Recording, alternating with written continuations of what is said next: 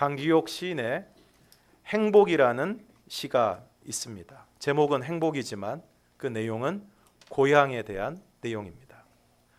고향, 눈 감으면 떠오르는 그곳에 언제든지 훌쩍 다녀올 수 있으면 당신은 행복한 사람입니다. 손때 묻은 기둥과 밭꽃 순결하게 피어나던 초가지붕과 숨바꼭질하던 친구가 있다면 당신은 더없이 행복한 사람입니다. 지친 삶의 현실에서 모든 것 포기하고 싶을 때 스스럼 없이 찾아갈 수 있는 고향이 있다면 당신은 가장 행복한 사람입니다. 오가는 길 고생스러워도 엎드려 절할 수 있는 어른이 있고 나무 한 그루 심을 수 있는 선영이 있다면 당신은 더 바랄 것 없이 행복한 사람입니다. 아늑한 평화, 포근한 안식으로 기억에 생생하게 살아있는 고향은 편안한 어머니의 가슴입니다. 이번 설 명절에도 많은 분들이 고향을 찾았습니다. 국토교통부는 올 설 연휴 기간인 17일부터 22일 사이에 하루 평균 559만 명, 연 인원 3,354만 명이 이동할 것으로 예상을 했습니다. 그리고 19일 오전 11시를 기준으로 승용차로 이동을 했을 때 서울에서 부산까지 7시간 40분, 서울에서 대구까지 6시간 50분, 서울에서 광주는 5시간 20분, 서울에서 대전은 3시간 20분, 서울에서 울산은 7시간 50분이 걸린다고 이야기를 했습니다. 왜 이렇게 많은 사람들이 평소보다 훨씬 더 많은 시간이 걸림에도 불구하고 그 고생을 하면서 이동을 하는 것입니까? 그것은 고향을 찾는 기쁨이 있기 때문입니다. 본문 13절과 14절을 우리가 함께 읽겠습니다. 시작. 이 사람들은 다 믿음을 따라 죽었으며 약속을 받지 못하였으되 그것들을 멀리서 보고 환영하며 또 땅에서는 외국인과 나그네임을 증언하였으니 그들이 이같이 말하는 것은 자기들이 본향 찾는 자임을 나타내미라. 오늘 본문에 나오는 이 사람들은 누구를 이야기하고 있는 것입니까? 히브리서 11장 4절부터 나오는 사람들입니다. 믿음으로 가인보다 더 나은 제사를 드렸던 아벨, 믿음으로 죽음을 보지 않고 옮겨진 에녹, 믿음으로 방주를 준비했던 노아, 믿음으로 갈 길을 알지 못하였으나 순종했던 아브라함, 믿음으로 단산하였으나 잉태할 힘을 얻었던 사라를 말씀하고 있는 것입니다. 그런데 이 사람들은 다 믿음을 따라 죽었으며 약속을 받지 못하였지만 그것을 멀리서 보고 환영하며 또 땅에서는 외국인과 나그네임을 증언하였다는 것입니다. 원로 가수인 최희준 씨가 부른 하숙생이라는 아주 유명한 노래가 있습니다. 그 노래의 가사가 이렇습니다. 인생은 나그네 길 어디서 왔다가 어디로 가는가. 구름이 흘러가듯 떠돌다 가는 길에 정일랑 두지 말자, 미련일랑 두지 말자. 인생은 나그네 길 구름이 흘러가듯 정처 없이 흘러서 간다. 인생은 나그네 길이라는 것입니다. 히브리서 11장에 나오는 믿음의 사람들도 자신들이 외국인과 나그네임을 증언했다는 것입니다. 그러면서 14절에 보면 그들이 이같이 말하는 것은 자기들이 본향 찾는 자임을 나타내는 것이라고 말씀하고 있습니다. 이 믿음의 사람들이 왜 자신을 이방인과 나그네, 외국인과 나그네라고 이야기를 했느냐? 그들이 바로 본향을 찾는 사람들이다라는 것을 나타내기 위해서라는 것입니다. 아주 어린 시절에 먼 나라에 입양된 아이들이 있습니다. 그 아이들이 그곳에서 자라나면서 자의식을 갖기 시작할 무렵 자신을 키워주신 부모님과 자기가 다르다는 것을 알게 됩니다. 아버지는 키가 크고 금발에 푸른 눈을 가졌는데 자신은 키가 작고 검은 머리에 검은 눈동자를 가지고 있다는 것을 알게 됩니다. 그리고 또래의 친구들과 자기가 다르다는 것을 알게 됩니다. 그 순간 어떻게 되겠습니까? 자신의 친부모와 또 고향에 대한 간절한 마음이 생겨나게 되는 것입니다. 최근 한 다큐멘터리 프로그램에서도 외국으로 입양된 한 부부가 자신의 친부모와 형제를 찾기 위해서 이제 한국으로 완전히 들어와서 정착을 하고 계속해서 자신의 부모와 형제들을 찾기 위해서 애쓰는 모습이 방영이 되었습니다. 한국 사람이 아무리 오랫동안 외국에 나가서 살아도 한국 사람은 한국 사람입니다. 그곳에 살면서 영주권을 받고 시민권을 받았다고 해도 그 나라 사람이 되는 것이 아니라 한국 사람은 한국 사람입니다. 지방에서 올라와서 서울에 사시는 분들, 서울에 아무리 오래 살았다고 해도 서울 사람이라고 잘 생각하지 않는 것 같습니다. 그래서 어디 사람이냐 물어보면 자신의 고향은 어디이고 자기는 어디 사람이다 라고 이야기를 합니다. 히브리서 11장에 나오는 믿음의 사람들은 이 땅에서는 자신들이 외국인과 나그네라고 증언을 했습니다. 왜냐하면 본향을 찾는 자임을 나타내기 위해서라는 것을 말씀하고 있는 것입니다. 그러면 자신들을 외국인과 나그네라고 이야기하고 본향을 찾는다라는 것은 무엇을 의미하는 것입니까? 언젠가는 이곳을 떠나야 한다는 것을 말씀하고 있는 것입니다. 히브리서 9장 27절은 우리에게 이렇게 말씀하고 있습니다. 우리가 함께 읽겠습니다. 시작. 한 번 죽는 것은 사람에게 정해진 것이요 그 후에는 심판이 있으리니. 최초로 중국 전역을 통일했던 진나라의 진시 황제는 불로장생을 염원했습니다. 그래서 자신의 신하였던 서복을 동남 동녀 500명과 함께 보내어서 불로초를 구해오도록 했습니다. 기록에 따르면 그 동남 동녀가 우리나라에까지 와서 그리고 그때 당시에 탐나국이었던 제주도까지 가서 불로초를 구하려고 애를 썼다라는 이야기가 있습니다. 뿐만 아니라 호화롭고 사치스러운 집의 대명사인 아방궁이라는 호화로운 궁궐을 지어서 그곳에서 영원히 궁녀들과 살기를 원했습니다. 왜 그렇지 않았겠습니까? 그 넓은 중국 땅을 다 통일하고 그 무소불위의 권력을 가지고 있었던 황제가 그 권력을 영원히 누리고 싶지 않았겠습니까? 말 한마디면 원하는 것을 무엇이든지 할 수 있고 무엇이든지 얻을 수 있는 그 황제의 위치에서 주위에 있는 아리따운 궁녀들과 함께 영원히 살고 싶지 않았겠습니까? 그런데 아이러니컬하게도 이 진시 황제는 아방궁이 완성되기도 전에 진나라가 망하는 바람에 그렇게 오랜 시간 최고급 자재로 그렇게 호화스럽게 지었던 아방궁에서 단 하루도 살아보지 못했습니다. 이처럼 천하를 호령하는 영웅에게도 반면에 이름 없는 시골의 천부에게도 죽음은 동일하게 다가오는 것입니다. 그리고 이러한 죽음은 이 땅에 사는 모든 사람이 언젠가는 우리가 살고 있는 이 땅을 떠나야 할 외국인과 나그네임을 가장 분명하게 보여주는 내용입니다. 그러면 언젠가는 이 땅을 떠나야 할 외국인과 나그네임을 우리가 알게 되었을 때 우리가 해야 될 일은 무엇입니까? 그래서 오늘 본문에 나와 있는 그대로 본향을 찾는 사람이 되어야 하는 것입니다. 아이들이 하루 종일 친구들과 밖에서 신나게 놀다가 흙장난을 하고 실컷 놀다가 저녁이 되어 어둑어둑하게 되면 동네 집집마다 엄마들이 나와서 아이들을 찾습니다. 아무개야, 밥 먹어라. 아무개야, 이제 날이 어두웠으니까 집으로 돌아와라. 손발 씻고 밥 먹어라. 그러면 아이들이 놀다가 친구들과 헤어져서 저마다의 집으로 들어가게 되는 것입니다. 명절이 기다려지는 것은 돌아갈 고향이 있기 때문입니다. 퇴근 시간이 기다려지는 것은 돌아갈 집이 있기 때문입니다. 사랑하는 성도 여러분, 오늘 여러분에게는 여러분의 인생이 저물어 갈 때 돌아갈 본향이 준비되어 있습니까? 어떤 목사님이 새벽 예배를 인도하고 난 다음에 기도하시고 자리에서 일어나시는데 저 뒤쪽에서 한 집사님이 서 있는 것을 보았습니다. 목사님을 기다린 것입니다. 집사님 무슨 일입니까?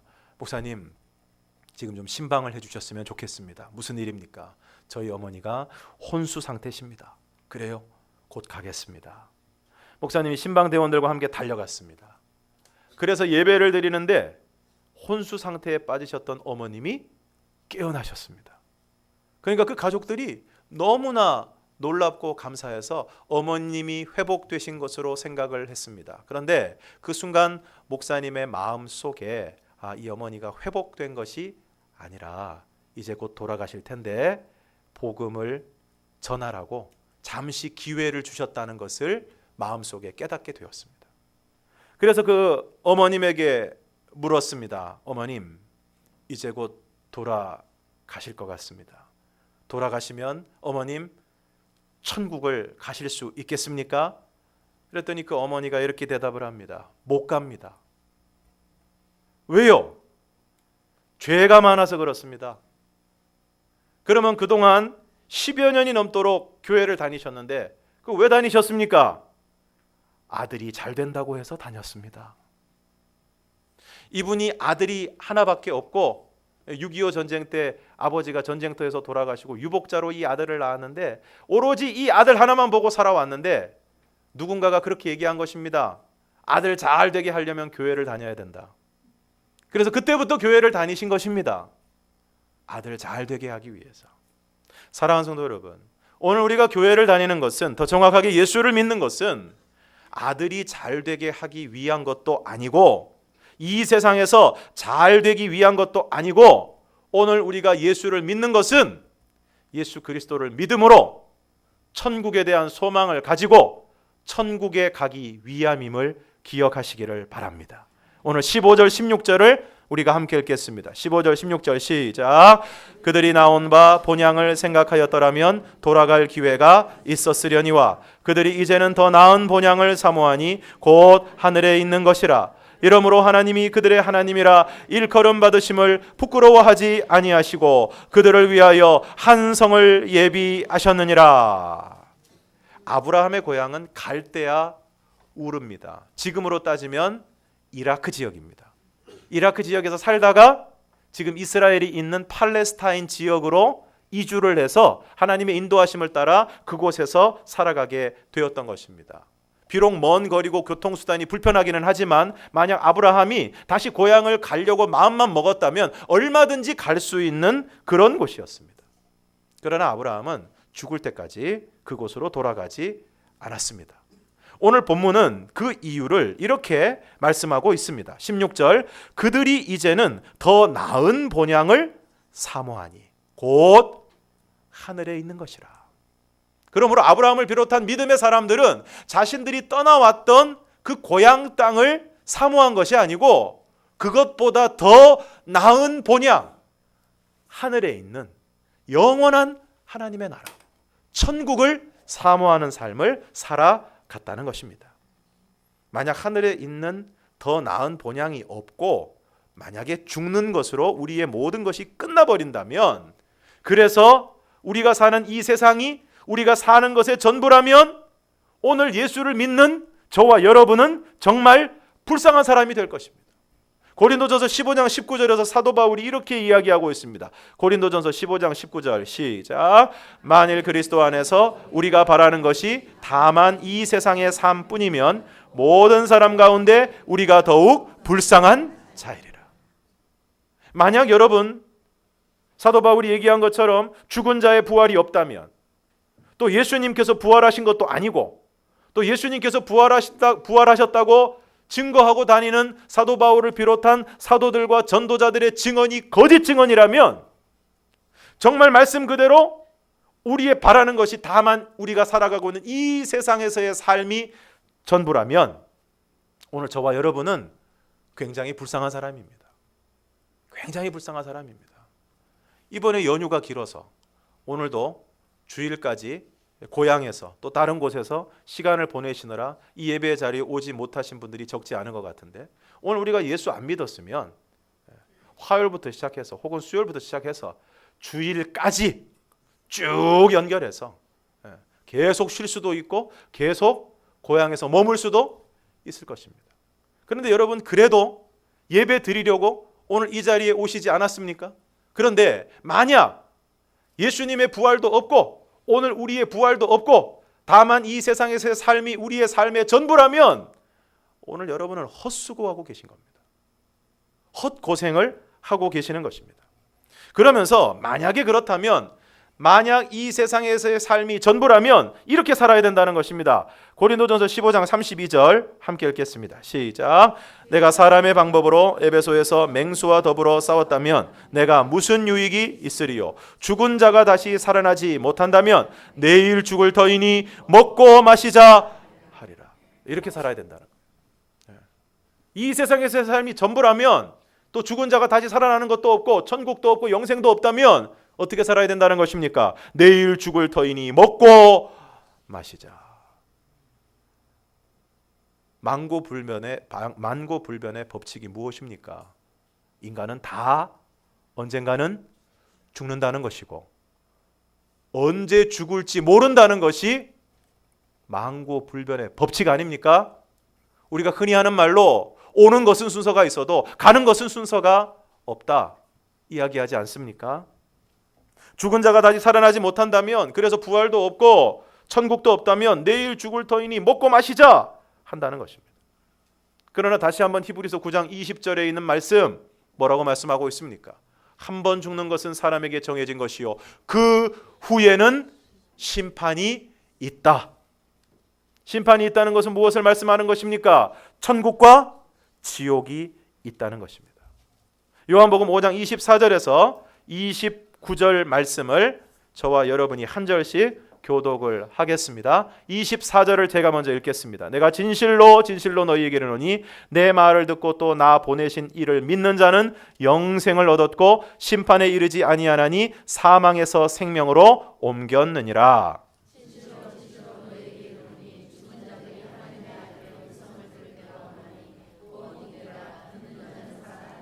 아버지께서 자기 속에 생명이 있음같이 아들에게도 생명을 주어 그 속에 있게 하셨고 이를 놀랍게 여기지 말라. 무덤 속에 있는 자가 다 그의 음성을 들을 때가 오나니 선한 일을 행한 자는 생명의 부활로 악한 일을 행한 자는 심판의 부활로 나아오리라. 오늘 이 본문에서 반복되는 표현이 있습니다. 진실로 진실로. 무슨 뜻입니까? 정말 그렇다 이겁니다.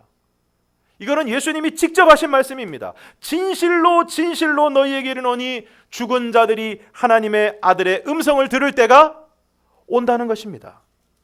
28절 무덤 속에 있는 자가 다 그의 음성을 들을 때가 온다는 것입니다. 29절 선한 일을 행한 자는 생명의 부활로 악한 일을 행한 자는 심판의 부활로 나오게 된다는 것입니다. 그리고 요한복음 24장 1절에서 3절에 제자들을 향하여 말씀하십니다. 함께 읽겠습니다. 시작. 너희는 마음에 근심하지 말라.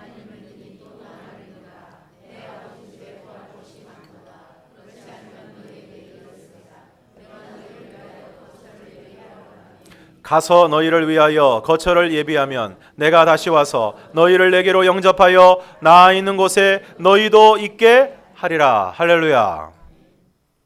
예수 믿고 천국 가시죠. 그러면 지금 천국에 사람이 너무 많아가지고 10,000원이라서 나 같은 사람은 갈 공간이 없다 이렇게 우스갯소리 하시는 분이 있는데 오늘 성경 말씀을 보면 분명히 뭐라고 말씀하셨습니까?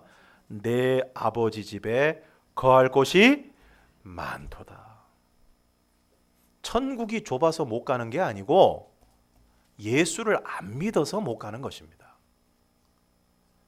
천국이 비좁아서 못 가는 것이 아니고 내가 하나님과 천국에 대한 관심이 없기 때문에 천국을 믿지 못하고 천국을 소망하지 않는 것입니다. 요한복음 14장 1절 이하에 나오는 이 아버지의 집이 바로 오늘 히브리서에서 말씀하고 있는 더 나은 본향, 하늘에 있는 더 나은 본향, 바로 천국을 말씀하고 있는 것입니다. 주님께서는 분명히 제자들에게 그리고 오늘 우리들에게 내가 너희를 위하여 거처를 예비하러 간다. 그리고 말씀하십니다. 내가 다시 와서, 여기서 다시 온다는 것은 예수님의 재림을 말씀하시는 것입니다. 내가 다시 와서 너희를 내게로 영접하여 나 있는 곳에 너희도 있게 하리라. 그러므로 주님께서 약속하신 아버지의 집, 그리고 생명의 부활과 심판의 부활을 믿고 하늘에 있는 더 나은 본향을 사모하는 사람, 오늘 저와 여러분이 그러한 사람이 될 수 있기를 주님의 이름으로 축원합니다. 오늘 성경은 여러 본문에서 그것을 우리에게 확증적으로 말씀해주고 있습니다. 이것은 주님의 약속입니다. 하나님의 말씀입니다. 그러므로 오늘 저와 여러분에게는, 예수 그리스도를 믿는 모든 사람에게는 우리 주님께서 예비하신 영원하신 아버지의 집이 있고 생명의 부활과 심판의 부활이 반드시 있을 것이고, 그러므로 오늘 저와 여러분은 그 모든 것을 믿음으로 받아들이고 더 나은 본향을 바라보고 사모하는 사람이 되어야 할 줄로 믿습니다.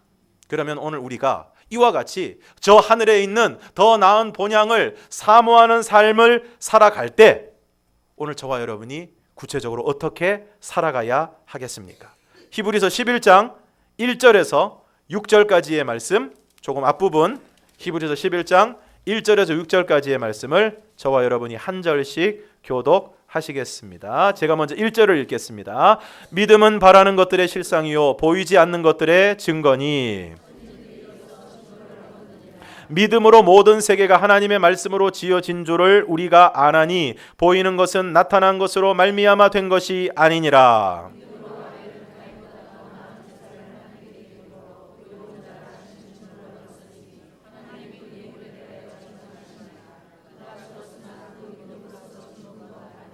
믿음으로 에녹은 죽음을 보지 않고 옮겨졌으니 하나님이 그를 옮기심으로 다시 보이지 아니하였느니라. 그는 옮겨지기 전에 하나님을 기쁘시게 하는 자라 하는 증거를 받았느니라. 믿음이 없이는 하나님을 기쁘시게 하지 못하나니 하나님께 나아가는 자는 반드시 그가 계신 것과 또한 그가 자기를 찾는 자들에게 상 주시는 이심을 믿어야 할지니라.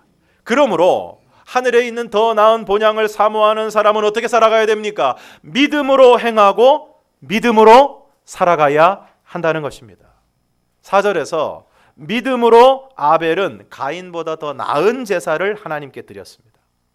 에녹은 믿음으로 죽음을 보지 않고 옮겨졌고, 노아는 믿음으로 방주를 준비하고, 아브라함은 믿음으로 부르심을 받았을 때에 순종하여 장래의 유업으로 받을 땅에 갈 바를 알지 못하고 나아갔습니다.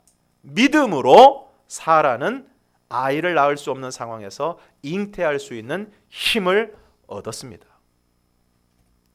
6절 말씀을 다시 한번 읽겠습니다. 6절 시작. 믿음이 없이는 하나님을 기쁘시게 하지 못하나니 하나님께 나아가는 자는 반드시 그가 계신 것과 또한 그가 자기를 찾는 자들에게 상 주시는 이심을 믿어야 할지니라.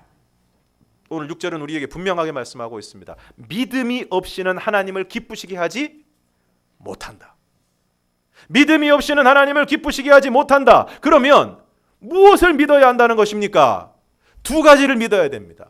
무엇입니까? 하나님께 나아가는 자는 반드시 그가 계신 것을 믿어야 한다.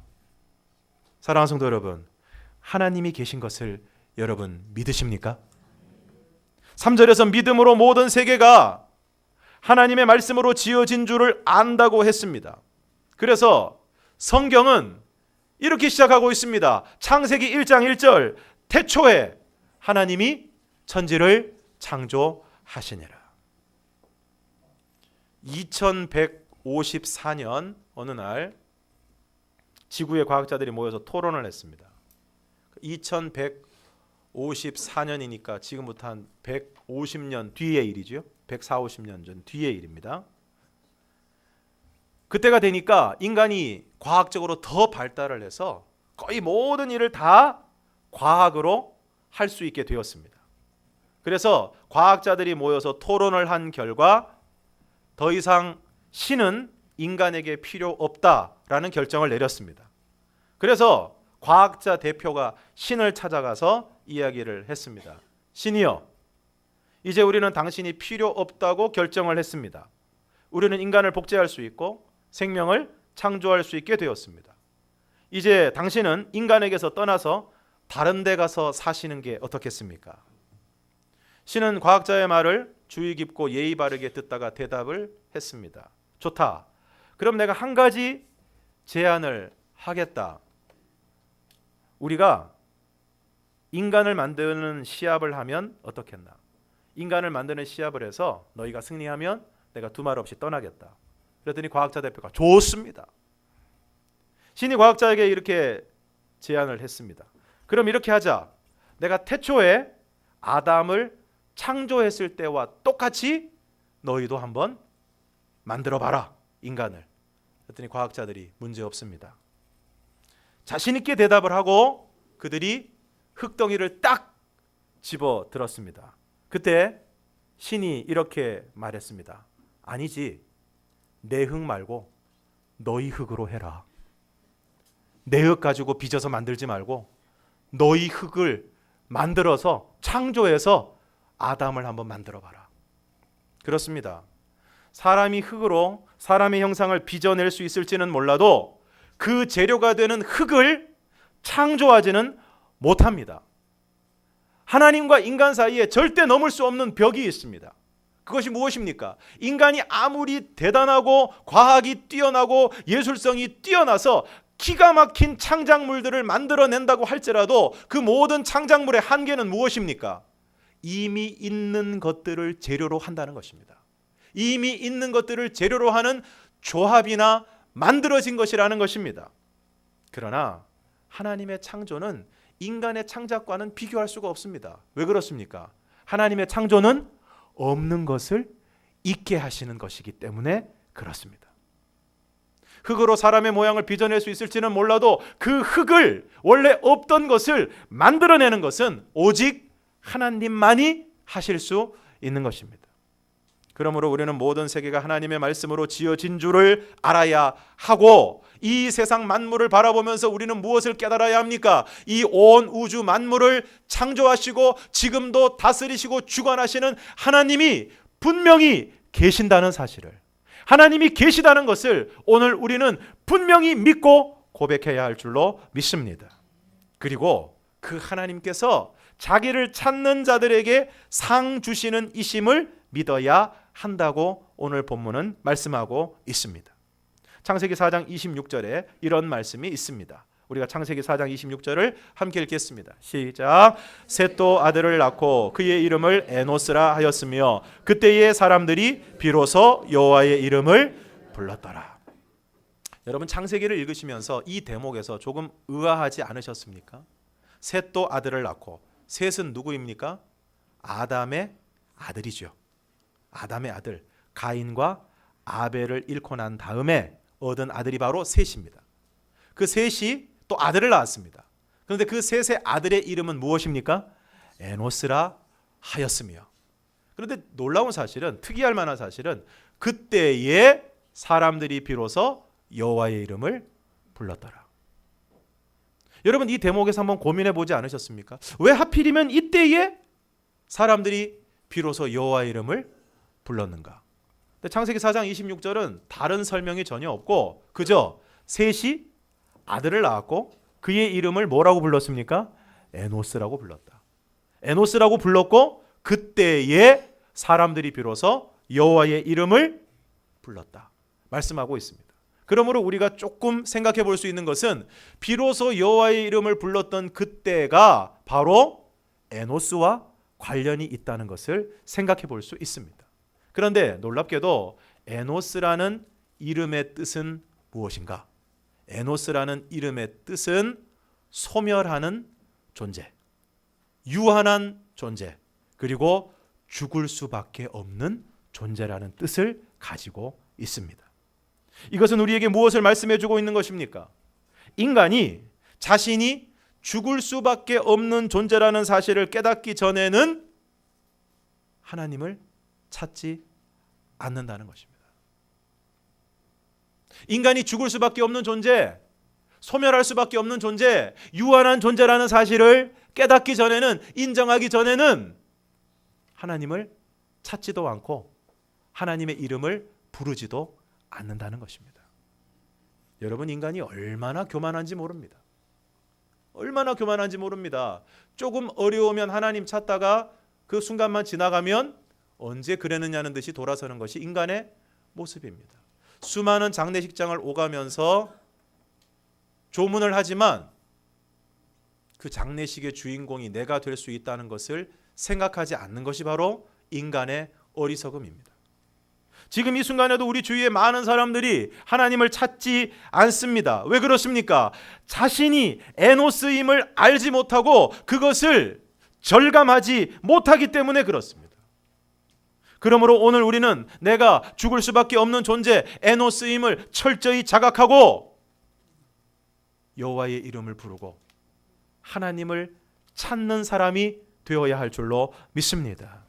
그리고 이렇게 하나님을 찾는 자에게 하나님은 상을 주시겠다고 말씀하고 있습니다. 어떤 상을 주시겠다고 말씀하시는 것입니까? 오늘 본문에 나와 있는 그대로 하늘에 있는 더 나은 본향 천국을 상으로 주시고 부활을 상으로 주시고 그곳에서 영원히 살아갈 수 있는 영생을 우리에게 상으로 주시는 것입니다. 사랑하는 성도 여러분, 오늘 여러분의 인생의 시계는 몇 시를 가리키고 있습니까? 우리의 인생의 해가 저물 때 돌아갈 고향 집, 돌아갈 본향을 여러분은 준비하고 계십니까? 오늘 저와 여러분이 에노스임을 기억하시기를 바랍니다. 에노스인 우리가 반드시 해야 될 일은 여호와의 이름을 부르고 하나님을 찾는 것입니다. 그리고 하나님을 찾는 자에게는 하나님께서 반드시 하늘에 있는 영원한 본향을 우리에게 선물로 주실 것입니다. 그러므로 오늘 우리 모두가 하나님에 대한 분명한 믿음으로 더 나은 본향인 천국에 대한 분명한 소망을 가지고 살아갈 수 있기를 주님의 이름으로 축원합니다. 기도하겠습니다.